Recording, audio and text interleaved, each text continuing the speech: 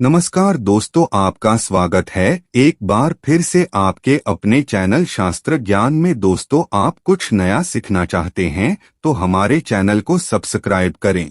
नवरात्रि के 9 दिनों में भूल कर भी ना करें। ये 10 काम माँ दुर्गा होती है, क्रोधित घर में आती है दरिद्रता एवं गरीबी। तो आइए दोस्तों जानते हैं कि नवरात्रि के दौरान आपको कौन से 10 काम भूल कर भी नहीं करना चाहिए। दोस्तों, माँ दुर्गा के 9 रूपों की आराधना का पर्व अर्थात नवरात्रि 15 अक्टूबर दिन रविवार को शुरू होने जा रहा है तथा नवरात्रि का समापन 23 अक्टूबर दिन सोमवार को होगा। दोस्तों, नवरात्रि के दौरान माता रानी को प्रसन्न करने के लिए भक्तजन तरह तरह के उपाय करते हैं। कुछ लोग माता रानी के लिए व्रत एवं उपवास रखते हैं, दान धर्म करते हैं, तो वहीं कुछ लोग माता रानी के लिए यज्ञ तथा हवन करते हैं तथा कुछ लोग नंगे पांव अर्थात अपनी मनोकामना की पूर्ति के लिए जूते चप्पल आदि का 9 दिनों तक त्याग करते हैं, जिन्हें करके हम माता रानी के प्रति अपनी श्रद्धा प्रकट करते हैं। परंतु अगर आप इन सब के अलावा ये 10 काम करते हैं तो माता रानी आपसे कभी भी नहीं होगी प्रसन्न और जीवन में आती हैं दुर्भाग्य एवं गरीबी तथा माता लक्ष्मी भी ऐसे व्यक्ति से हो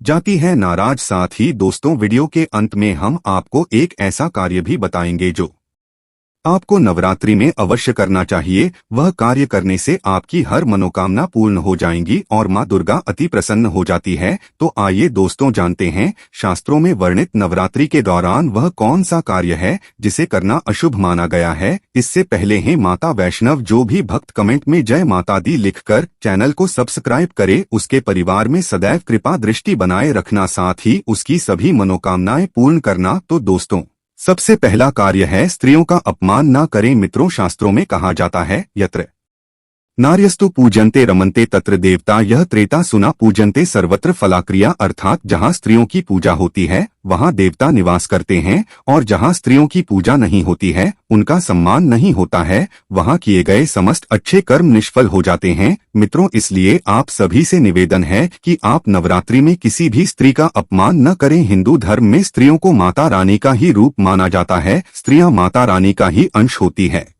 माता रानी स्त्रियों का सम्मान करने वाले मनुष्य पर सदैव ही अपनी कृपा बरसाती हैं। साथ ही माता लक्ष्मी जी भी ऐसे मनुष्य पर सदैव प्रसन्न रहती है। दोस्तों, स्त्रियां स्वयं की खुशियों का त्याग करके आपके घर को स्वर्ग बनाती है। स्त्री स्वयं उपवास करके अपने पति की लंबी आयु की कामना करती हैं, जीवन भर अपने परिवार के लिए बिना थके कार्य करती है। ऐसी पतिव्रत स्त्री का अपमान करना महापाप होता है। जो मनुष्य नवरात्रि में किसी भी स्त्री का अपमान करता है, स्त्रियों की तरफ गलत भावना से देखता है, उसे माँ दुर्गा अवश्य ही दंड देती है और ऐसे व्यक्ति से माता रानी सदैव नाराज रहती है। दोस्त तो दूसरा है घर में कलह का माहौल न मचाएं। रामचरितमानस में वर्णित है कि जहाँ सुमति तहाँ संपत्ति नाना, जहाँ कुमति वहाँ विपत्ति निधाना अर्थात जहाँ क्लेश का माहौल बनता है, जिस घर में लड़ाई झगड़े होते हैं, वहाँ पर माँ लक्ष्मी कभी भी नहीं ठहरती। इसके साथ ही ऐसे करने वाले व्यक्ति से माता रानी भी रहती है सदैव नाराज एवं क्रोधित। इसलिए नवरात्रि के समय में अपने घर में क्लेश का माहौल न बनाए, माता रानी का मन में चिंतन करते हुए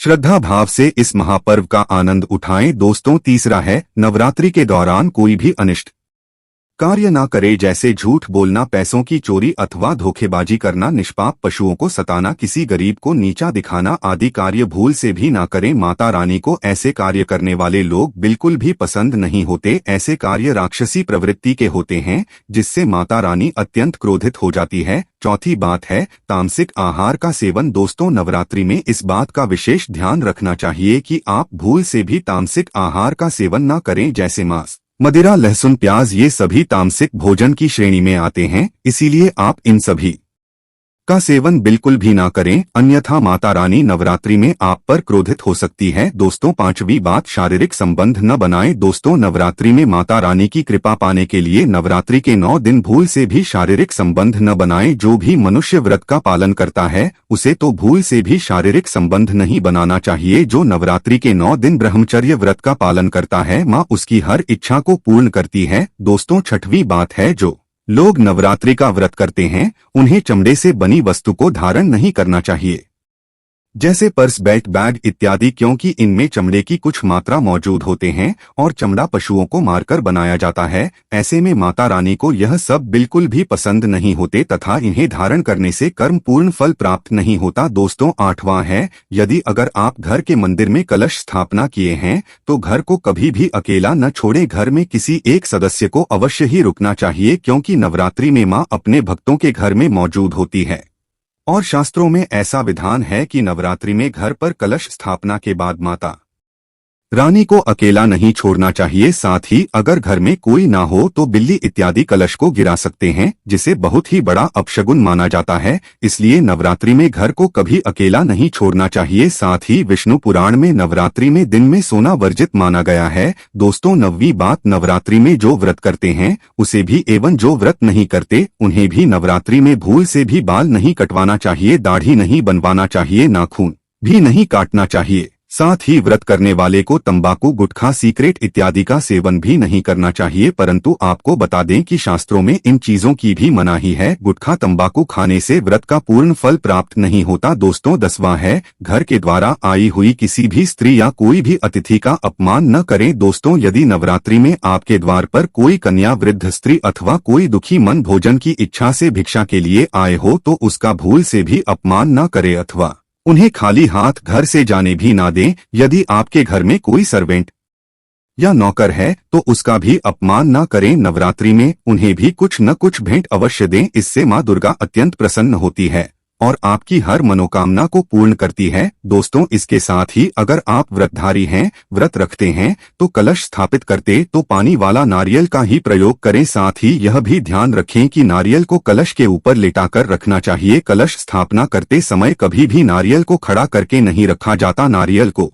सदैव लेटाकर कलश के ऊपर रखा जाता है। साथ ही नारियल को स्थापित करने से पहले आप नारियल को लाल कपड़े में लपेटकर उस पर लाल चुनरी ओढ़ाकर आप नारियल को कलश के ऊपर स्थापित करें। शास्त्रों के अनुसार कलश के ऊपर जब सही तरीके से नारियल रखा जाता है और सही प्रकार का नारियल रखा जाता है तभी व्रत और पूजन का पूर्ण फल प्राप्त होता है। साथ ही यह भी ध्यान रहे कि महिलाएं माता रानी को नारियल अर्पित कर सकती है, लेकिन कभी भी माता रानी के सामने नारियल को भूलकर भी नहीं तोड़ना चाहिए, क्योंकि नारियल का रूप होता है और स्त्रियां 20 रूप से ही शिशु को जन्म देती है। इसीलिए कभी भी महिलाओं को नारियल नहीं तोड़ना चाहिए। नवरात्रि में माता रानी का व्रत और पूजन किया जाता है, लेकिन नवरात्रि के दौरान सबसे ज्यादा महत्व होता है कन्या पूजन का। दोस्तों, माना जाता है कि माता रानी व्रत उपवास से जितना प्रसन्न होती हैं, उससे 10 गुना ज्यादा प्रसन्न कन्या पूजन से होती हैं। नवरात्रि में छोटी छोटी कन्याओं को माता रानी का स्वरूप माना जाता है। कन्याओं को भोग लगाया जाता है, उन्हें प्रसन्न किया जाता है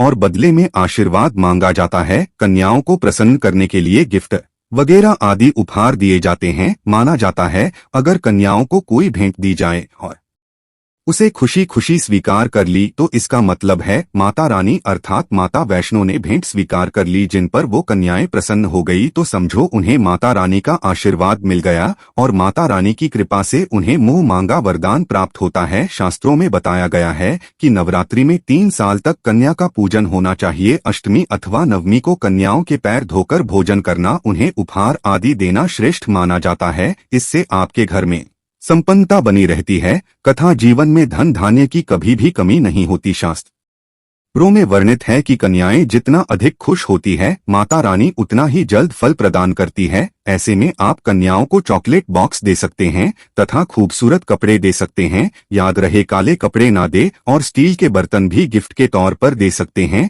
याद रहे कि कन्याओं को लोहे का कोई भी सामान नहीं देना चाहिए। दोस्तों, जब कन्याएं आपके घर से पूजा एवं भोजन के बाद अपने घर के लिए प्रस्थान करें तो उनके चरण जरूर छू लें। अपने मन में अपनी प्रार्थना को, अपनी मन की इच्छा को कन्याओं को विदा करते समय अवश्य प्रकट करें। सच्चे दिल से मांगी गई मुराद माता रानी अवश्य पूरे करते हैं। प्रिय भक्तों, आज के वीडियो में बस इतना ही। शास्त्रों में वर्णित हमारे द्वारा दी गई जानकारी आपको अच्छी लगी हो तो वीडियो को लाइक अवश्य करें और कमेंट बॉक्स में जय माता दी, हर हर महादेव अवश्य लिखें। धन्यवाद।